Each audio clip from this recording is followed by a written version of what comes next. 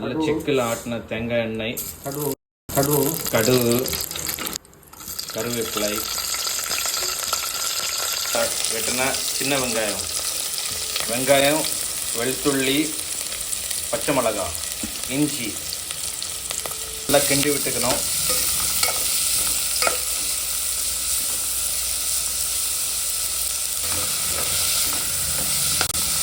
அது கூட பக்கத்தில் பார்த்தீங்கன்னா ரசம் ரெடி ஆகிட்டு இருக்கு. சிக்கனை நல்லா கழுவி எடுத்துக்கோங்க.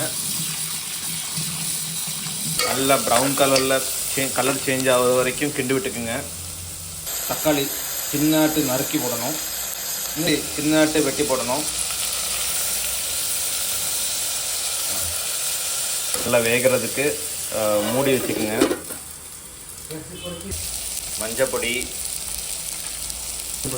சிக்கன் பொடி, மசாலா, வீட்டில் அரைச்ச மல்லி பொடி,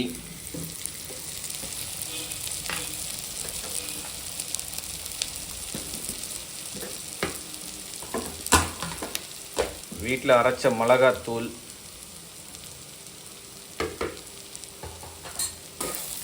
நல்லா கிண்டி விட்டுக்குங்க. உப்பு போதுமான அளவு வரைக்கும் தண்ணி ஊற்றிக்குங்க. தண்ணி ஊற்றி முடித்த உடனே நல்லா கிண்டி விட்டுக்குங்க.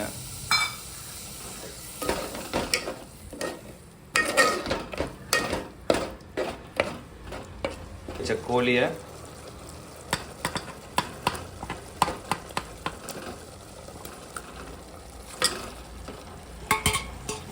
கழுவி வச்ச கோழியை நல்லா க்ளீன் பண்ணி கிண்டி விட்டுக்குங்க. தண்ணி உங்களுக்கு போதுமான அளவு வரைக்கும் தண்ணி ஊற்றிக்கிங்க.